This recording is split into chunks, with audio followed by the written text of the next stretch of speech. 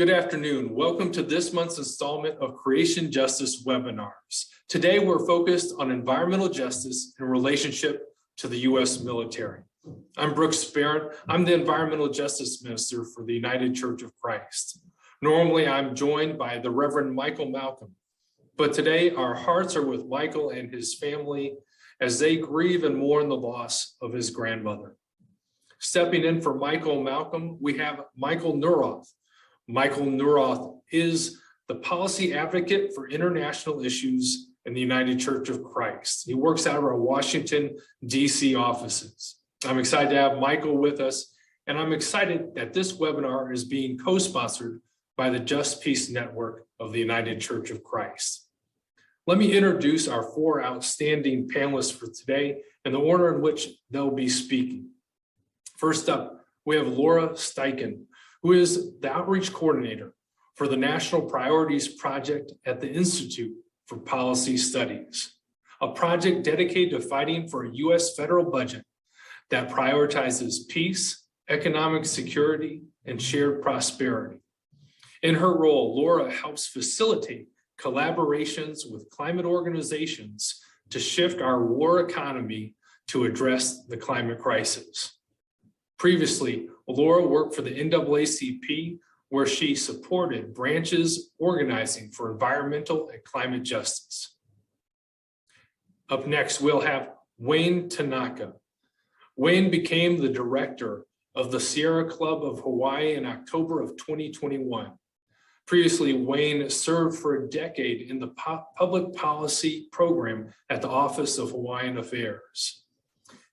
He has also authored and co-authored book chapters and essays on a variety of topics, including indigenous food sovereignty and the intersection of race and politics in Hawaii. He is both a licensed attorney and engineer. Our third speaker will be Danny Tengan. He is the disaster coordinator for the United Church of Christ Hawaiʻi Conference. Before retiring, he worked for the Hawaii State Civil Defense and Army Reserve, where he responded to a range of disasters, including dam breaks, floods, tsunamis, and hurricanes. He was deployed to New York after Superstorm Sandy and 9/11. He's deployed to Texas after Hurricanes Katrina and Rita, and he's deployed to Guam after a typhoon. He is currently a community emergency response team lead instructor and coordinator. And then finally, today we have Congressman Kaialiʻi Kahele, who represents Hawaii's 2nd District in the House of Representatives. When he was elected in 2020, he became the 2nd Native Hawaiian to serve as a voting member of Congress. Previously, he served as a state senator for Hawaii and was the majority floor leader. He is a veteran with 21 years as a pilot and commissioned officer in the Hawaiian Air National Guard, United States Air Force, where he was a lieutenant colonel.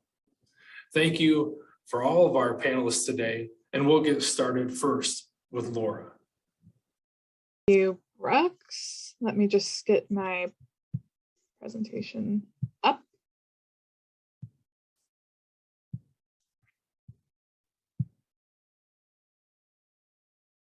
Okay. We should be in business. Hi, everyone. Thanks for joining this webinar today. My name is Lorah Steichen, and as was just introduced, I'm with the National Priorities Project at the Institute for Policy Studies. And I'm going to start us off with a little bit of an introduction of the relationship between U.S. militarism and environmental degradation as a little bit of a warm-up before hearing from our other wonderful panelists.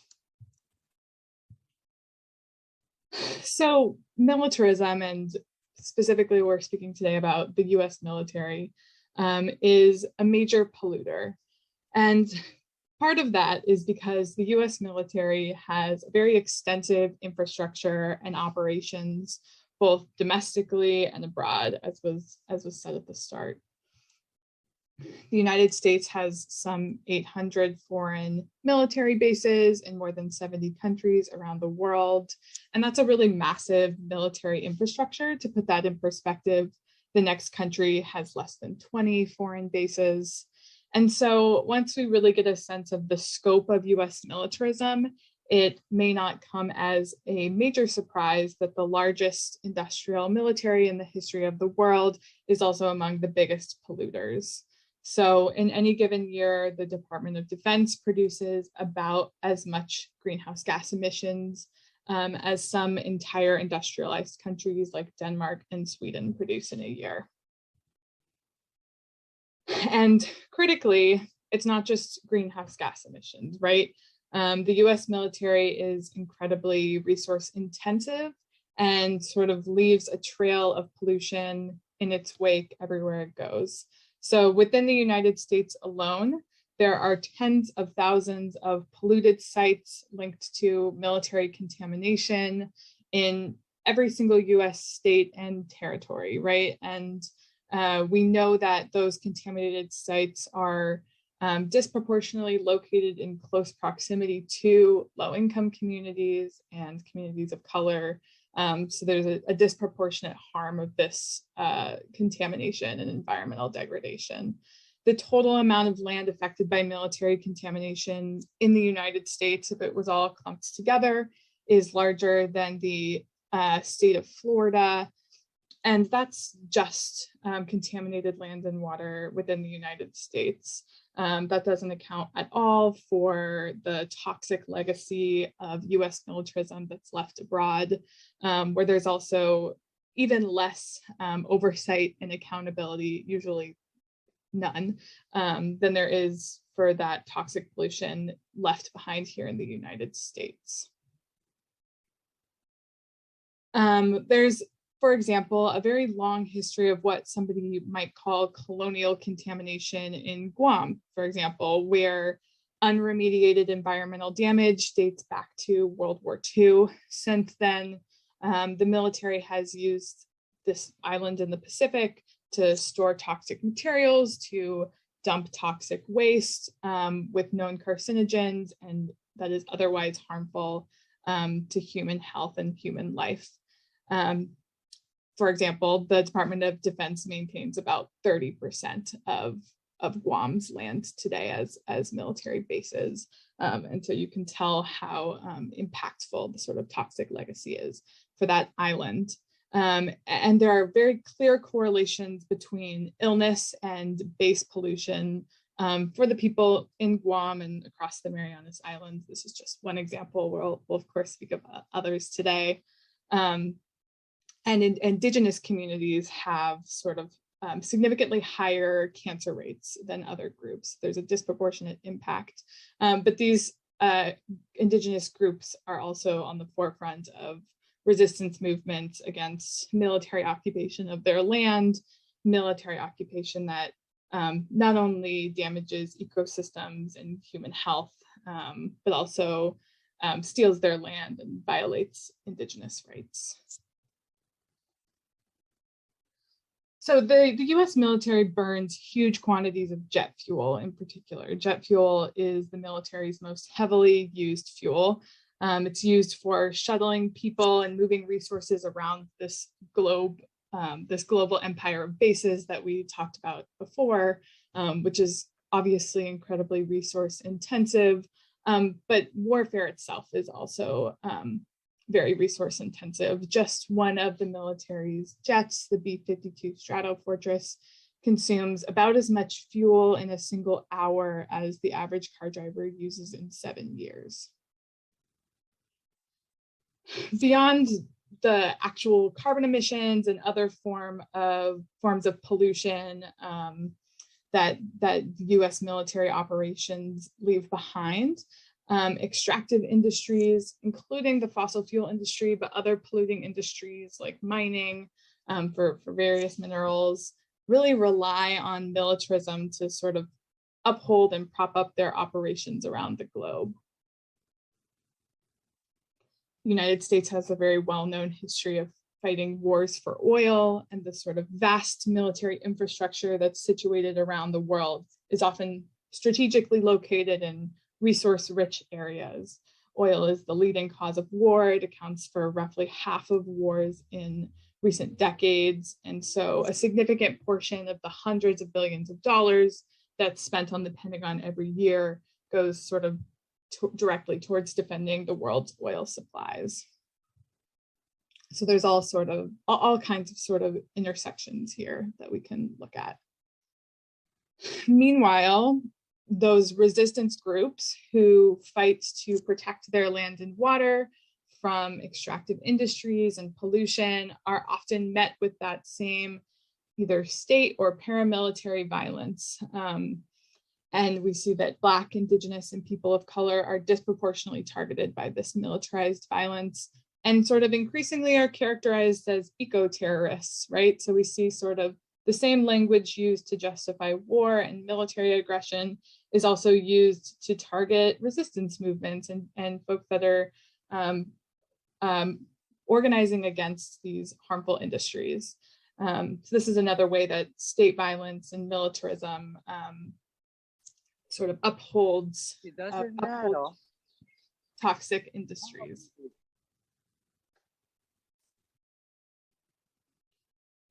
And then there's sort of just the question of resources. Right now, we're spending over $700 billion every year on the military. That's about half of the federal budget, that the federal discretionary budget, which is the budget that Congress allocates every year. And that's just a massive percentage of our federal resources, right? So whereas so many critical needs from education to healthcare to protecting the environment are going unmet and underfunded, there's always money for the military. Meanwhile, sort of all these proposals to solve these problems are often characterized as unrealistic or too expensive. But like I said, that same scrutiny is almost never applied to military spending. Year after year, politicians across party lines come together to approve massive military expenditures in the United States with typically very little discussion. Military spending is continually justified as necessary for our safety and security, but right now it's quite clear that in many cases, war and militarism is actually diverting resources away from things that we actually need to keep us safe, including the funds that we need to remediate the harms from past US militarism itself, right? We need resources to clean up pollution associated with US militarism, and those resources are nowhere to be found compared to the resources that are easily found to go to war, for example. The good news is it doesn't have to be this way. I know we'll talk more today about social movements that are organizing against these harms. But also the good news is that we do have the resources to meet people's needs, to keep people safe, to have a clean and healthy environment. It's a matter of changing our budget priorities so that people's needs are met, so that we have a clean and healthy environment, so that we can clean up our past harms and take care of each other. That was a little bit of a whirlwind. I'll drop my contact information in the chat and we can talk more during the Q&A. Yeah. Thank you so much, Lorah. We are grateful for that very, very comprehensive overview and informative overview. We'll now transition to Wayne. Thank you, Brooks. And thank you everyone for this opportunity to talk about what's going on here in Hawaii. So, just as the United Nations recognizes that water is the primary medium through which we'll feel the impacts of climate change, I've been thinking about how water is also the medium through which we will have to reckon with the legacies of environmental injustices perpetrated, by the US military, by corporate interests, particularly here in Hawaii. And just as background, so water in Hawaii has always been recognized as a public trust resource, something so precious, so essential to life that it's it's never to be used for personal or private gain, but instead it is something that has to be protected, that has to be shared, that has to be used in a manner that maximizes its benefit for the greater good, and not just for now, but for generations in the future. And this continues to be reflected in our Constitution, in our statutes, and in our case laws even today. But what we've seen with the changes leading up to and following the overthrow of the Hawaiian Kingdom by white supremacist representatives of the plantation oligarchy, aided by the US Navy, the cultural and the social and the political foundation of this understanding has been undermined and eroded for generations. So that today, notwithstanding what the law itself says, we continue to see water commodified, wasted, threatened, poisoned, often at the particular expense of the Native Hawaiian community, as well as the interests of the public and the environment as well. So even now, for example, while our laws recognize water as a public trust resource, one of the big five plantation corporations, Alexander and Baldwin, is continued to be allowed to divert millions and millions of gallons of water each day from East Maui's watersheds and waste up to half of it or more, because no one makes them line their antiquated leaky ditches and leaky reservoirs where this water goes through. And meanwhile, the watersheds and estuaries and the rural communities in East Maui have to make do without water that they're entitled to under the law, under the public trust. That's just wasted instead. And that's just one example. And so Red Hill is another example. Water is always precious, but under Red Hill in that region, Honolulu region, the water there is a particularly sacred resource, one that's connected to the settlement of Oahu, and that has provided for life on this island for millennia. So it's, these waters have fed the famous fisheries of Pu'ulo of Pearl Harbor, the dozens of local i'a or fish ponds that are in the region, water that's allowed for the cultivation of its uplands, which are known as rich royal lands, with very storied lo'ikalo or taro patches. And today, in more modern times, it has allowed for the development of communities across the island that 400,000 residents call home, and who until recently, still drank water from this very abundant source. This region also includes, as downtown Honolulu, Waikiki, basically the engine of our economy. But those in control of our islands, decided, folks who helped overthrow the Hawaiian Kingdom, decided that it would be a good idea in the 1940s to install a 250 million gallon capacity fuel farm just 100 feet above this sacred public trust water source.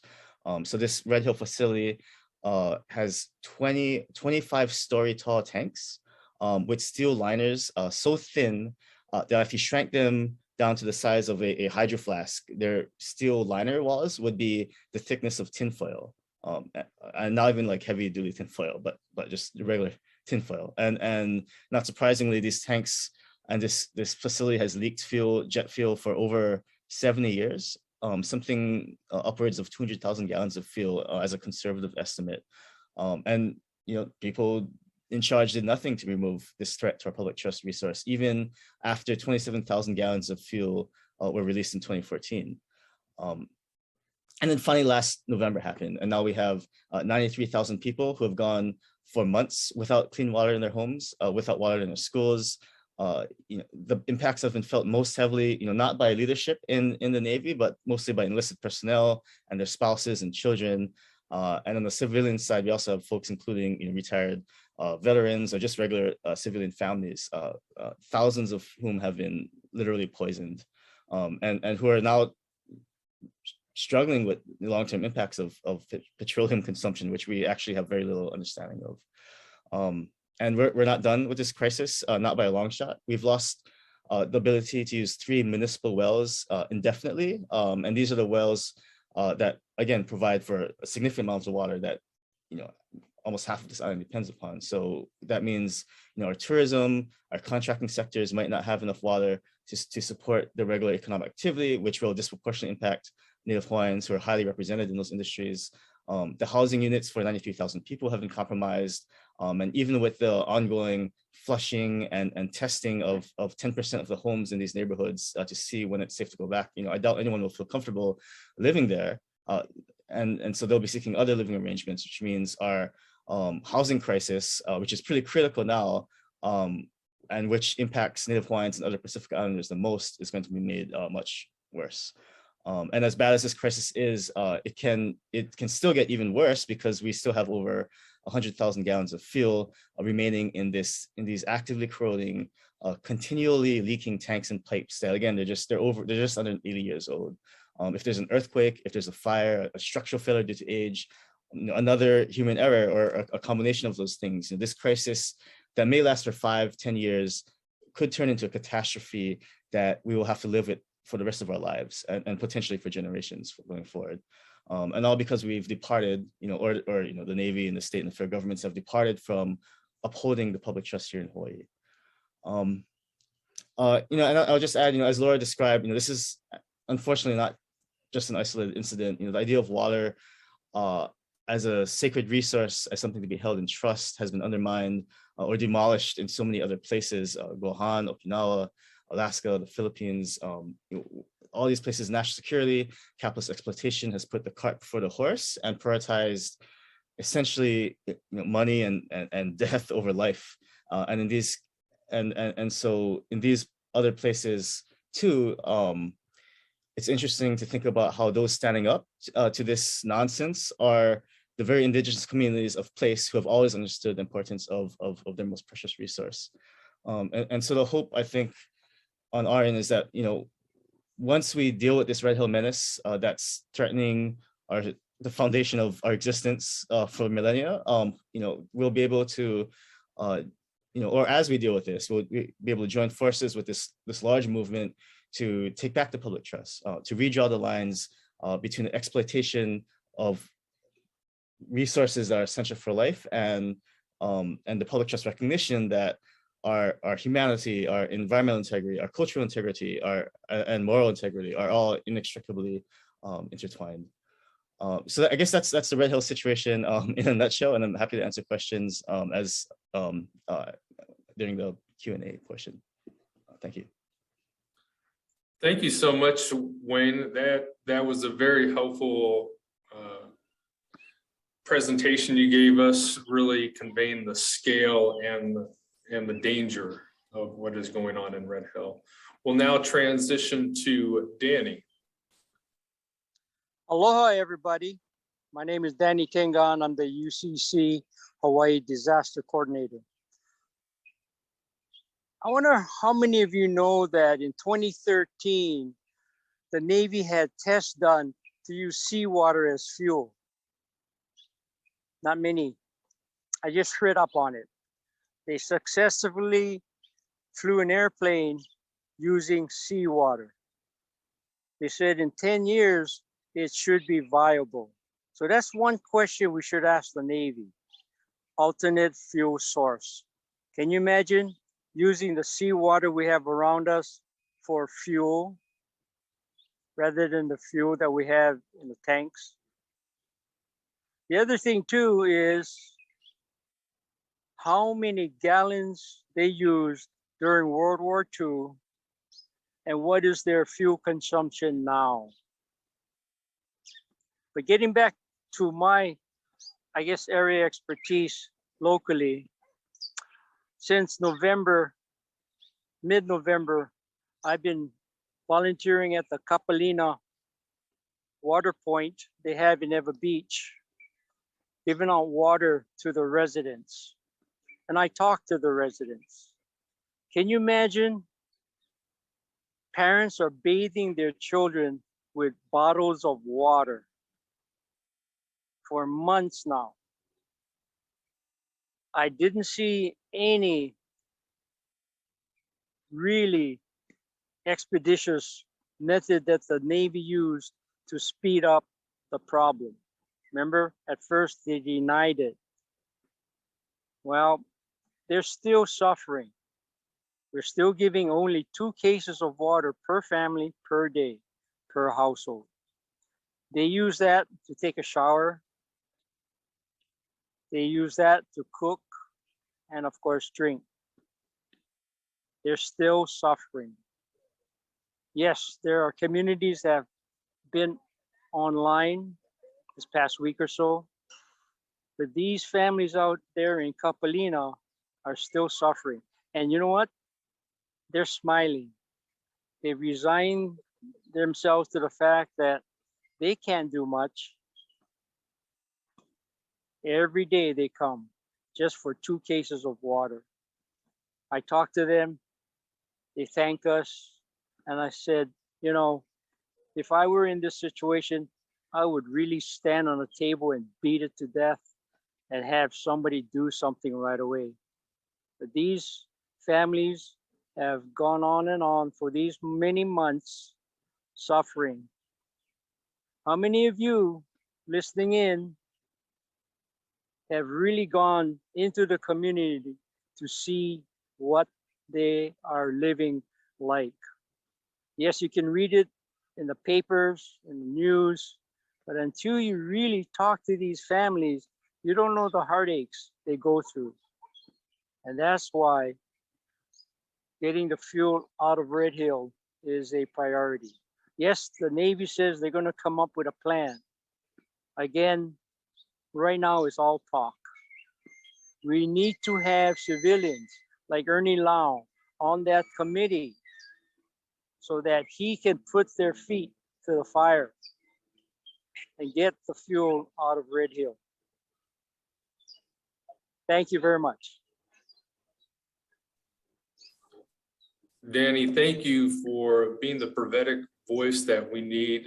We will take your words to heart, and we appreciate your call for engagement. We'll transition now to Congressman Kahele. We are delighted to have you. You missed my very extensive and glowing introduction that went on for quite some time, but know that you have been well introduced, and we are delighted to have you. Well, thanks so much, Brooks, and aloha to everyone. It's an honor for me to be here. I am zooming in from the island of Lanai. I'm here on day 3 of a congressional site visit and headed back to my family in Hilo this afternoon. But 2 days ago, I was having breakfast in the Blue Ginger Cafe. For those of you that have made it to Lanai, it's the place to go and have breakfast in the morning. And I got a phone call from the commander of Indo-PACOM, Admiral Aguilino, and it was a call that I had been waiting for quite some time. And in that phone call that I took outside, he confirmed to me that within the hour, the Pentagon, by the direction and order of the Secretary of Defense, Lloyd Austin, would be announcing his decision to defuel the Red Hill fuel storage facility within the next 12 months, and then to permanently close and shut down the Red Hill facility for perpetuity. I can't tell you how elated I felt on the phone call. This has been something that has consumed myself and my staff, not to mention the 100,000 service members and their families, the 1 million residents of the island of Oahu, and really the entire state that has been galvanized over this issue. This is a very historic moment in Hawaii history.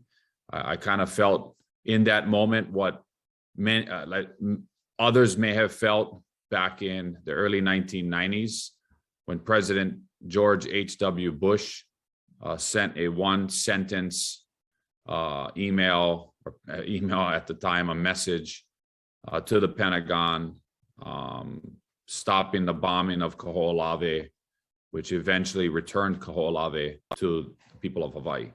And so it was a historic moment, and it, to me, was proof that when we come together as a community, all of us together, the faith-based community together, that change is possible. That when we collectively work towards a common goal and towards a common good, that we can make a difference. And while there's much work that needs to be done, We need to hold the Pentagon to its word. We need their assurances and guarantee that they will remediate the damage that they have done to Oahu's aquifer, that they will take care of the affected families, service members, their dependents through their entire service career and beyond when they leave the military and become veterans as part of the Department of Veterans Affairs, that they're cared for properly and any long-term health effects are addressed. But again, this would not have been possible without the unified and relentless voice of our entire community, and led by our congressional delegation, one of the most important people in the state, Ernie Lau, who has for years been talking about shutting down Red Hill for the Sierra Club and their constant pressure in making sure that they were always at the table, whether it was a contested case or they were a affected party, that they led the charge as well. The city council, Council Chair Tommy Waters, Vice Chair Esther Kiaina for what they did, the state legislature and all the work that they did, and then finally just the community, people that spoke out, people that took the time to come down and peacefully protest and make their voices heard. For all of those people who stood frontline on this issue, your work and your dedication was an inspiration not only to myself, but to Hawaii and across the country. And it's because of all of us collectively that we're here today. So thank you so much. I'm happy to be here, happy to answer any questions that you might have, and happy to have been your voice in the United States Congress on the House Armed Services Committee. And, one that wears a couple unique hats as a 21-year lieutenant colonel in the Hawaii National Guard in the United States Air Force, native Hawaiian. I had an opportunity to use my voice and my experience as a military service member to call a spade, whether it was directly to the Secretary of Defense back in December, or the Indo-PACOM commander, or any senior military officer I met, to tell them that it was time to close down this facility, that we should be appreciative of the 80 years that Red Hill was in existence, but that it has met its useful life, and it is time to close it down and to move on. And so thank you so much for having me, and I'm glad to take any questions or facilitate any discussion that you might have. Mahalo.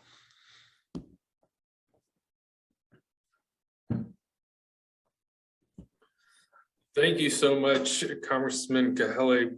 We really appreciate the voice that you are lifting up to make sure this issue is being addressed. We'll now transition to our question and answer period. Michael North, do you have a question lined up for us? This question may be for Lorah. Lorah, there was some question about this slide that was shared about kind of the murdering of environmental defenders and where that information came from. I don't know if you could speak a bit to the sense that many have, is that is happening at a decently large scale around the world. And so is that something that you could speak a little bit more about? Yeah, it was a great question asking for the source, and yeah, surprised that the figure was maybe smaller than you would expect.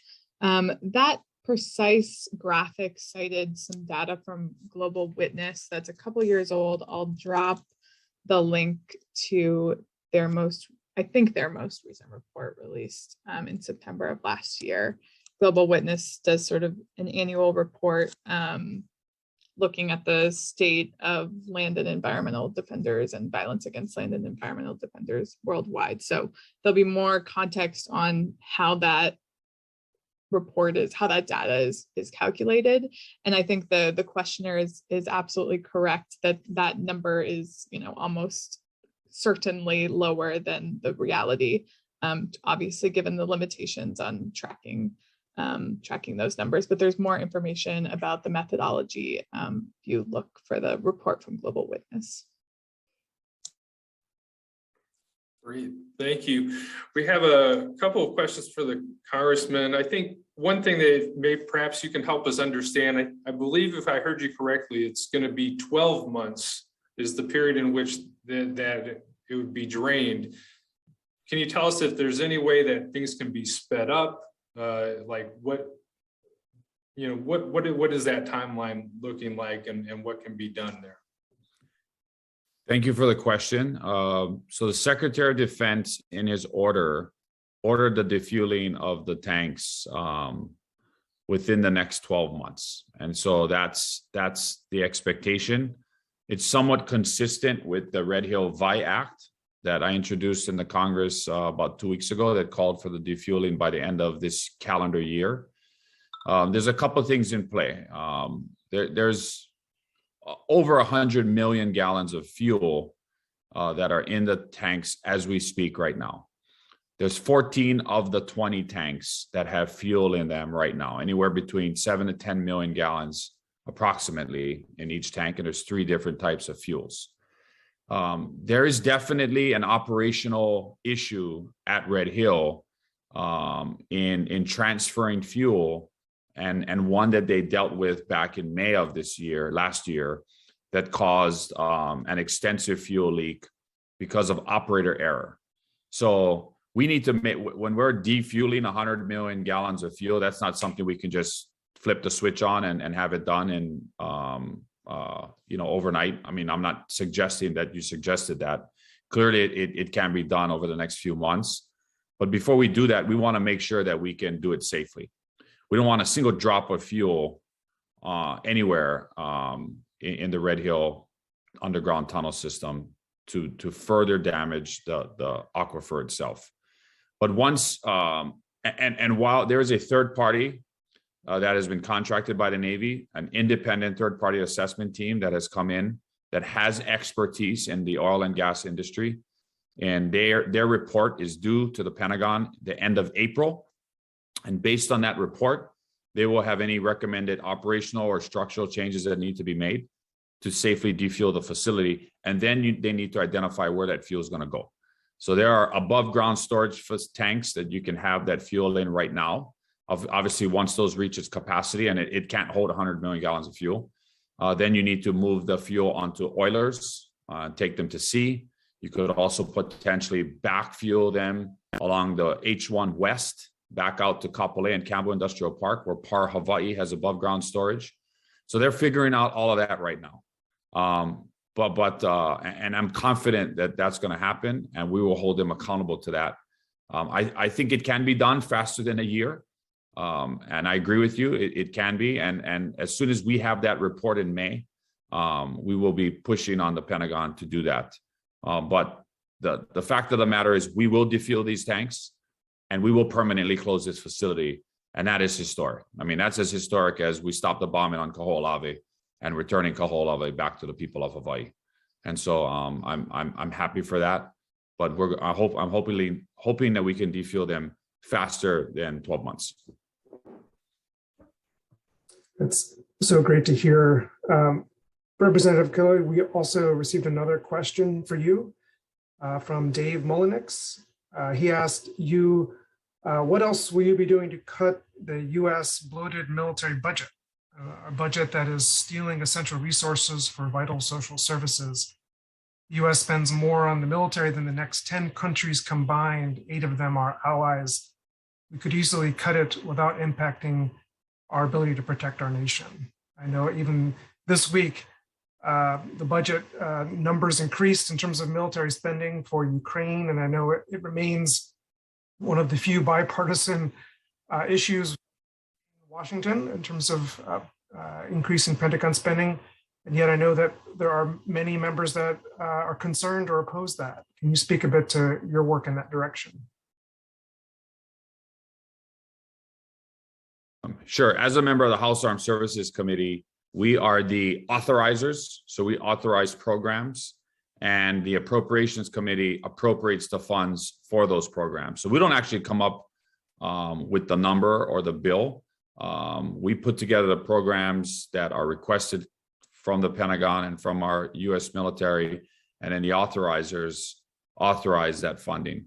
But you're right. I mean, the U.S. military defense budget is one of the largest budgets in the entire federal budget. As we speak right now, the omnibus federal bill is being negotiated and should be passed by the end of this week, if not by early next week. And that's funding the Pentagon for about $750 billion. That is more than President Biden had asked for. It also includes military aid to Ukraine, which I think is somewhere around 10 to $12 billion. We spend a lot of money on our military. At the same time, you know, we have a duty and a responsibility to protect the nation and to protect the over 300 million residents and Americans that make up the United States of America. We also have the obligation to provide a healthy economy and social services for our country. And so it's trying to find that balance between great powers like China and Russia and other adversaries, North Korea, Iran, worldwide terrorist networks that want to do us harm. As someone who's served all but 8 months of my entire 21-year career, we've been a nation at war and have deployed multiple times to Afghanistan, Iraq. I know what the cost of war looks like and how expensive it is. That's not an easy thing to address, but I will definitely take your feedback. The House Armed Services Committee will be starting to work on the FY23 National Defense Authorization Act, which historically is bipartisan and passes the Congress every year. It's one of those must-pass bills. Thanks for the comment, and it's a tough one. I'll take it into consideration. Thank you for that response. I'd like to bring in Wayne, and perhaps others can join in on this as well as you, Congressman Kahele. The question that comes from Samantha, who says, glad to hear about the defueling of Red Hill, but will the Navy be taking measures to fix the environmental damage they've already caused? Wayne, I don't know if you want to add anything to what that's referencing, and if Congressman, if you'd like to jump in as well, that'd be great. Sure. Yeah, that's a really good question, and really that's going to be, I think, the focus of our efforts in the coming months is to ensure that people understand that, you know, even though we have this really positive step forward in the Pentagon directive to shut down Red Hill, there's still a number of consequences, a number of harms and costs that have been incurred and will continue to be incurred going forward due to the current contamination crisis, and that we will need to hold the Navy accountable for these costs and for these harms. So, you know, they've already spent $250 million on just trying to, you know, relocate families, you know, figure out how to filter and flush the water from the Red Hill shaft in the housing neighborhoods, and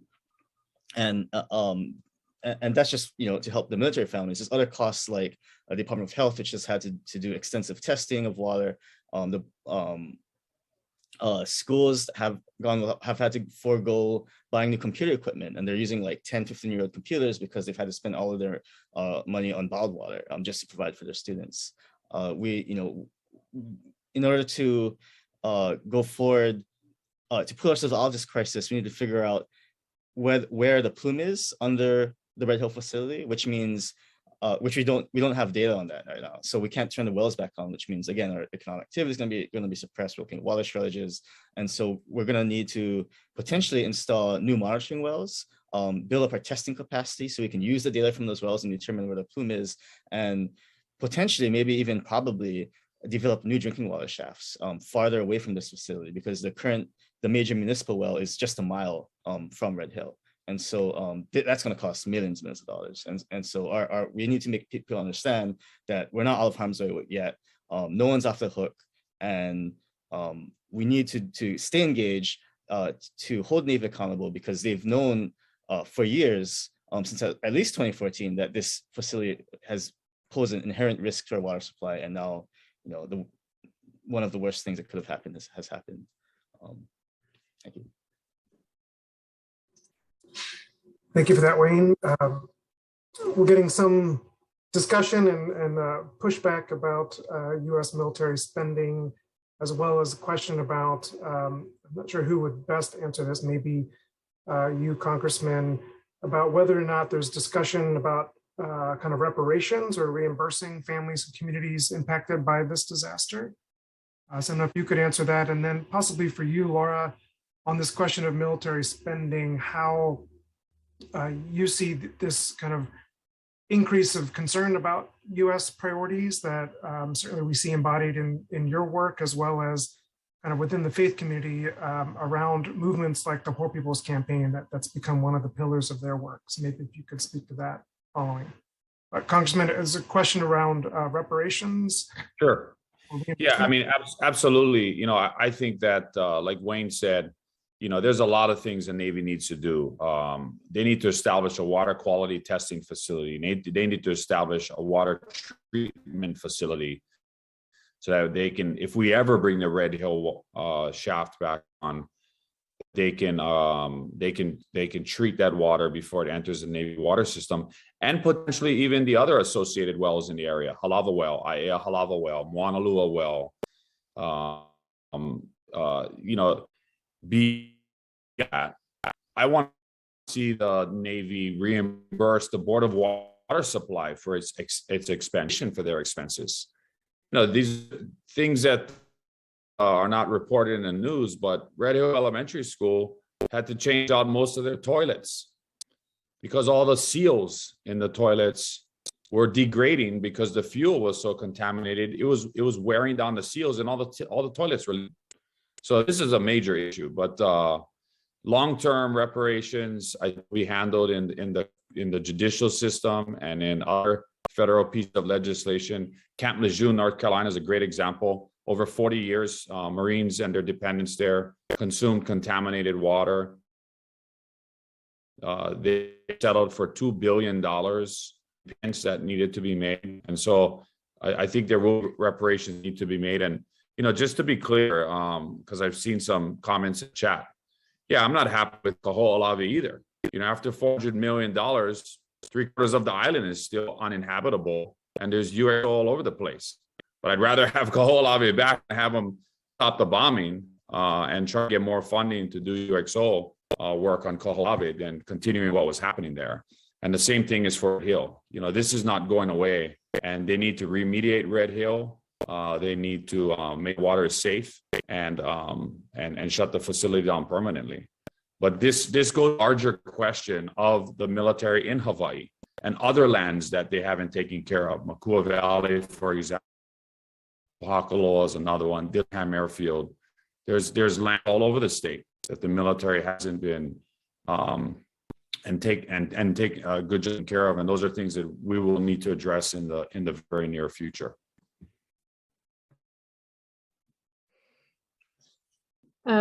Thanks. Yeah, just to address the components that you posed to me, Michael. Yeah, I think you're absolutely right that there is growing pressure and growing movement momentum around drawing attention to military spending and how uncontroversial massive military expenditures have been for a long time, compared to the huge difficulty that we often face to pass all sorts of other important priorities. We recently, with the National Priorities Project, produced a fact sheet, I'll drop it in the chat, comparing Build Back Better to the National Defense Authorization Act. And as we've all seen, obviously Build Back Better hasn't passed, and we've seen the amount to be appropriated to continually get smaller and smaller. Massive discussion around our ability to afford critical life-saving services. But as the Congress member has said, every year the NDAA is a must-pass bill. There's very little controversy. And so I appreciate some of the discussion today from the participants sort of drawing attention to this tension. And certainly massive military expenditures are very entrenched, and we have a lot of work to do as movements to shift some of those budget priorities. So appreciate the work that folks in the chat and on this call are doing to build that movement pressure.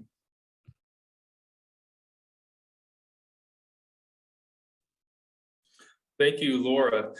As we kind of head down the runway towards the end, I want people to know that after this webinar hour is over, we invite people to stick around to hear from Thaddeus Elliott, who works for us in our DC office and will present to us some things that we can advocate for and push for legislation that's currently in Congress. We'll hear about that. And along those lines, I'd love to hear from each of our panelists. What things do you recommend for us to kind of put our shoulders behind that give you some hope that if we can come together collectively to take some action, there are some things that can make a real difference? And so I open that up to any one of you to talk about, to answer.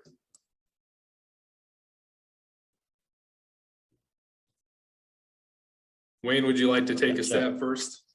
Sure. I mean, what we really need is for folks to continue to stay engaged in this issue. The concern is that, now that the Pentagon has given the directive, people will relax and think that this problem's solved when it's far from over. And so I think to the extent that you can tell your friends, tell your associates, your networks about what's going on, about the fact that there's been such harms inflicted and that will continue to be inflicted upon our people and on our islands, and so that we can continue to hold the Navy accountable for a lot of the costs that people have identified, for example. And then the other thing is, I think we're looking for connections with other communities that have been dealing with water contamination challenges, and because this needs to be part of a bigger conversation. I think, as a lot of people have alluded to, about how we deal with our lands and our planet going forward, is particularly in this era of climate change, and we have to shift our paradigms. Like, we can't just sacrifice our water, our most precious resource, the thing we're going to need more than ever before, as a second afterthought to national security or military interests or corporate capitalist drives for exploitation. And so to the extent we can start elevating this on a more national and global level, I think that's going to be a really important next step as well. Thank you, Wayne. Congressman Kahele, would you happen to have any legislation that you've introduced, signed onto, that you'd like to draw our attention to? I think Lorah talked about it, the Build Back Better Act. I am so frustrated that thing is dying in the United States Senate and Senator Manchin. And I think at this point, he can be called out as the one who is blocking transformative change for the nation. There's so many amazing things in this bill that the House has passed. It is sitting in the Senate waiting for approval. Universal preschool for every 3, 4, and 5-year-old child in America. Just think what that in itself would do for the nation. A historic investment in climate change and renewable energy to get us off of fossil fuels and be more energy independent. Look at gas prices today. I'm on Lanai. It's about to hit $6 a gallon here because of where gas is, and where oil is per barrel just today. I think it's over $130 a barrel. The ability for Medicare to negotiate prescription drug prices with the pharmaceutical industry and lower the cost of insulin. There's two really important drugs. A lot of people in Hawaii have diabetes, and a lot of people in Hawaii have heart issues. You need blood thinning medication and you need insulin. And both of those prescriptions are very, very expensive. If you have insurance, if you have Medicare Part D that pays for those prescriptions, great. But if you don't, then you go without. And then that causes major health complications for people. So, I can go on and on about the Build Back Better Act. I would say that would be the signature key piece of legislation that we really need to get through. There's not much time to do it. This is an election year. This is March. The House and the Senate is out in August and October because of that election. And so there's not much time to pass something this important for the nation. If there's anything else that I can help with, I dropped my contact information to the chat. Sorry I couldn't get through everyone's questions, but please copy, paste, and just email it. And I got a staff of 18 hungry, young, passionate legislative correspondents that will work on your responses, and every single one of them, from military spending to Schofield, I'm happy to answer them. But thanks for having me. And I got to run to Lanai High School to go see a 10th grade class and go talk to them about civics. So I'm going to have to jump off. But thanks so much for having me. It's great to see you, Wayne. Mahalo for all the work the Sierra Club did on this. Relentless pressure. And thanks for having me. And I appreciate it. God bless everyone, and have a great day. Thank you so much for joining us. We appreciate it. And we see you're in demand. It's great. Mahalo. Good to have you. Yes. Mahalo. All right. We are down to our final minute here. Before we transition to our action alert and Thaddeus, Michael, is there anything that you want to say to wrap up? Anything I'm going to invite you to give a shameless plug for any Just Peace work that you're doing. Thank you, Brooks, and thank you to our speakers. Again, we've heard today just about the challenge of the massive global footprint of U.S. militarism, and as one of the world's largest polluters, the way that it disproportionately impacts lives of Black, Indigenous, and other people of color, as well as the exciting progress that was made on Red Hill that you'll have a chance to advocate on here shortly. But as Brooks pointed out, for the United Church of Christ, we do this work in many different layers and intersectional ways. And I'm excited to really join with Brooks in this presentation today as the staff person who works with the UCC's Just Peace Network. The UCC declared itself a Just Peace Church in 1985. And as part of that work, I'll put the link here in the chat in a minute. We really are looking for alternatives to militarism and ways to build peace through working at the systemic justice level.